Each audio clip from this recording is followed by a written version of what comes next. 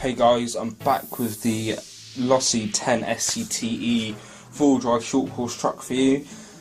In this video I'm just going to run down some of the upgrades that I've put on it and what I'm doing with it so far. So I'll start off with the upgrades.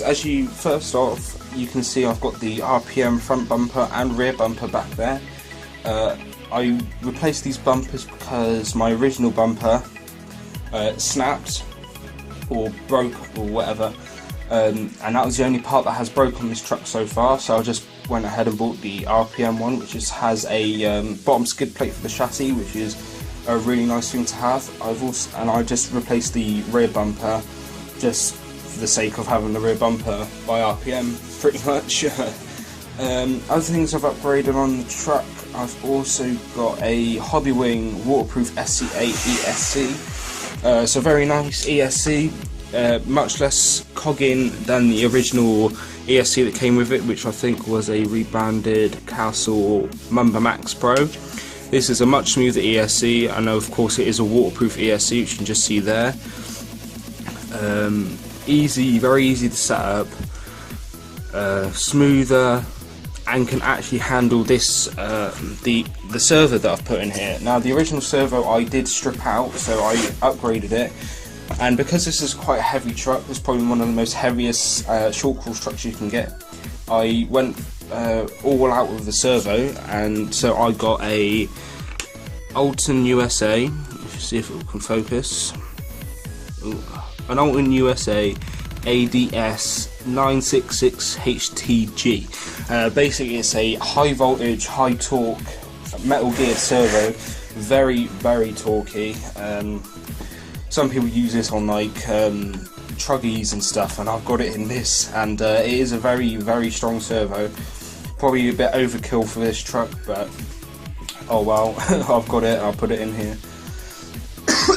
Oh sorry, I've got a bit of a cough, but very nice servo. I couldn't really run this servo with the original ESC because the Castle Mamba Max Pros, they have a weak BEC and it can't handle the voltage that the servo requires, and it was glitching on the Castle ESC, and it would shut down the car and all this bad stuff.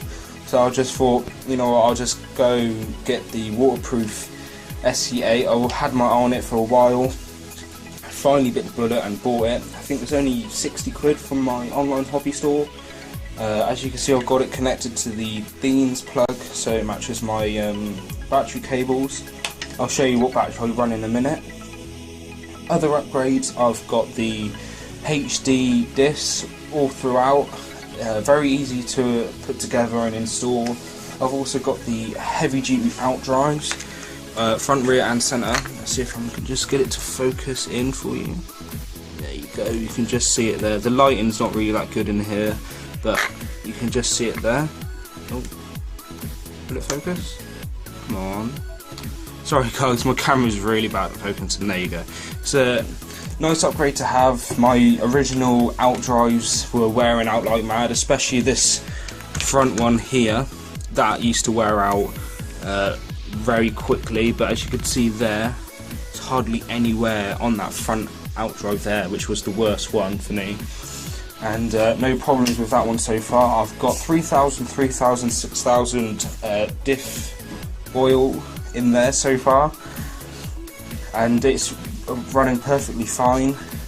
Other things that I've upgraded, I've also put the front and rear chassis braces on there, so there you go, it's that nice goldy colour, and I've also got the front chassis brace there. Let's move them out the way. That's a very nice these are nice upgrades to have, and as you can just see there, peeking through these cables, I've got the TLR flex tuned lightened chassis, which is a very nice chassis indeed. It's basically like the original chassis, the same design, same shape, but it's got lightened pockets, like just there, you've got those lightened pockets, and it is flex tuned so it's designed to have some flex over certain jumps and stuff, which is nice to have, and supported by those 2 upgraded chassis braces. It's a very nice setup.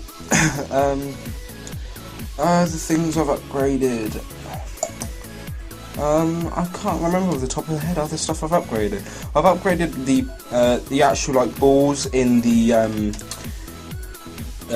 ball cups. I've upgraded them because they are designed to reduce the amount of wear that they put on the turnbuckle ends, rod ends, which is a very nice thing to have, especially in your steering column. As you can see, I haven't too close to show you. As you can see, I haven't got much play back and left and right, which is due to those ball cups, because my old ones, they used to wiggle like mad, so that's a nice thing to have. And I suppose the last thing, I don't know if you can really call it an upgrade, I've just got the I've got a heat sink for my motor. This is the stock motor that came with the ready to run.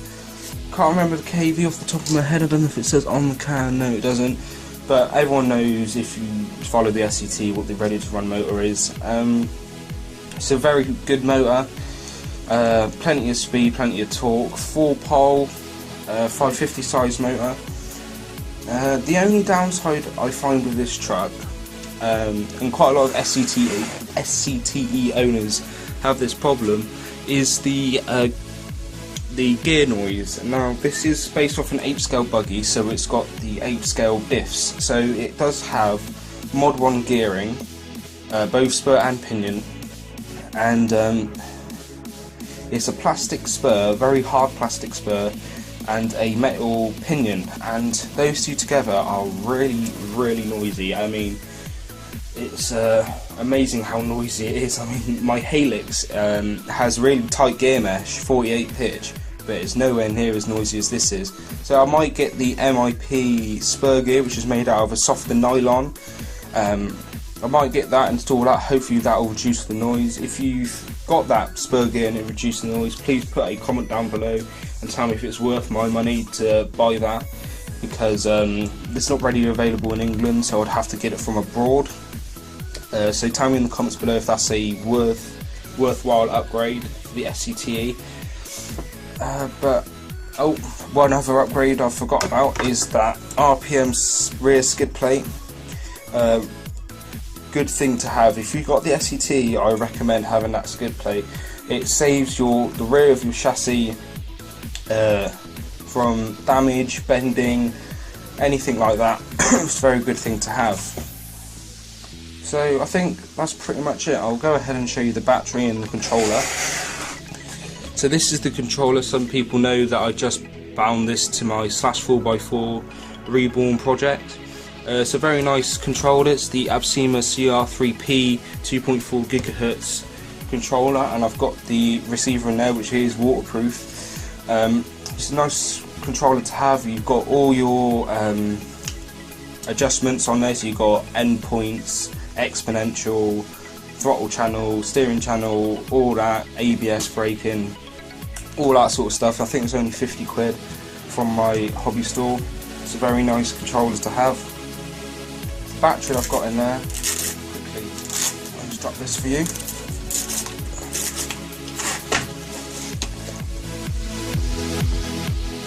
This is the Overlander Extreme Track 6000 mAh, 60 to 90C discharge, 7.4 volt 2S battery. Very nice battery. I've had this as long as I've had the SCTE, and it hasn't puffed.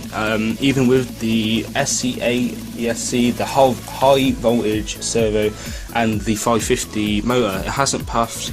Very nice battery. I think this was about 40 quid from my online hobby store. Again, I get quite a lot of my stuff from one place, so that's a nice battery. But other than that, that's pretty much all I've got on the SCTE for you guys so far. If you like the video, please hit the like button down below. If you've got any questions, please put them in the comment section below. I'll be happy to answer them for you.